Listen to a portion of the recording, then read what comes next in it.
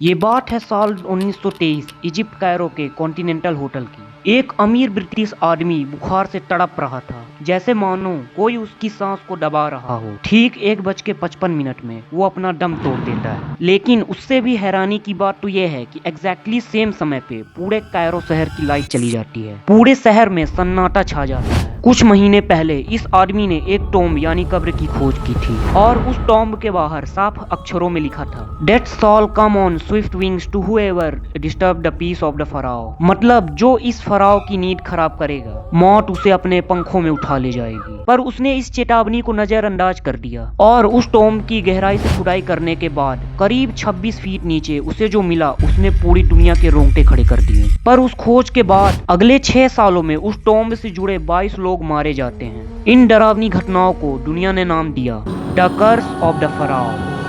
ये कहानी शुरू होती है इन डरावनी घटनाओं के कुछ महीने पहले, नवंबर 1922 the valley of the Kings में, जहां ब्रिटिश आर्कियोलॉजिस्ट हार्वर्ड कार्टर और उनकी टीम इजिप्ट के पत्थरों के बीच एक ऐसी चीज की खोज कर रहे थे जिसका नाम पूरी दुनिया के इतिहास से मिटा दिया गया था। उसकी खोज में कार्टर और उनकी टीम ने करीब 50,000 पाउंड खर्च किए, जिनकी वैल्यू आज के समय के हिसाब से 50 से 60 करोड़ रुपए होंगे। पर इतने रुपए और 15 साल की मेहनत के बाद भी उनके हाथ कुछ भी नहीं लगा। उनके पास बस ये आखिरी मौका था। तभी 4 नवंबर 1922 की सुबह अचानक उनका एक टीम मेंबर बताता है कि उन लोगों को खुदाई करते समय चट्टानों के बीच कटी हुई सीढ़ियां मिली। ये सुनकर कार्टर का दिल जोरों से धड़कने लगा। उसने अपने वर्कर से और तेजी से खुदाई करने के लिए कहा। 5 नवंबर की दोपहर तक सारा मलबा हट गया था। सीढ़ियों से नीचे उतरने पर उन्हें एक सील्ड चैम्बर दिखता है, एक बंद दरवाजा और एनुबिस यानी दूसरी दुनिया के भगवान की एक रॉयल सील लगी हुई थी। क्योंकि वैली ऑफ किंग्स में 60 से ज्यादा टॉम्ब्स की खोज पहले ही कर ली गई थी और ज्यादातर को तो लुटेरे ही लूट के ले गए थे।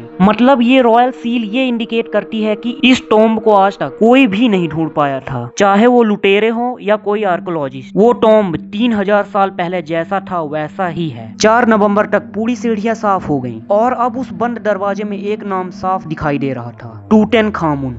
कुछ दिन बाद 26 नवंबर को कार्टर ने उस दरवाजे में एक छोटा सा छेद बनाया और उसे अंदर जो दिखा उसमें उसकी खुशी ही नहीं समा रही थी। उस टॉम्ब के अंदर 5398 ऑब्जेक्ट, 10 किलो सोने का डेथ मास्क और भी बहुत कुछ था। टूटेनखामुन की बॉडी ताबूत में पूरी तरह से चिपक गई थी, जिसे निकालने के लिए कार्टर ने उसके शरीर के कई टुकड़े कर दिए। उन्हें ऐसा करने से मना किया जा रहा था, तब भी वो नहीं माने। तभी अचानक बहुत तेज आंधी चलने लगी। रेत की वजह से कुछ भी दिखाई नहीं दे रहा था। सब लोग बहुत ज्यादा डर गए। किसी को कुछ भी समझ नहीं आ रहा। कुछ लोगों ने कहा यही है the curse of the Pharaoh, यानी टूटेनखामुन का श्राप। और जब उसका सीटी स्कैन किया गया तो जो पता चला उसे देखकर लोग और ज्यादा हैरान हो गए, क्योंकि उसकी सिर की हड्डी फ्रैक्चर्ड थी, जैसे किसी ने बहुत भारी हथियार से हमला किया हो। लेकिन आज तक किसी को पता नहीं चला कि टूटेनखामुन का मर्डर हुआ था या ये सिर्फ एक नेचुरल डेथ थी, या इसकी टॉम्ब की डिस्कवरी के बाद जो 22 लोगों की लगातार 6 सालों में मौत हुई वो टूटेनखामुन का श्राप था या फिर एक इत्तेफाक। ये मिस्ट्री हमेशा हमेशा के लिए इन इतिहास की किताबों के बीच दब चुकी है।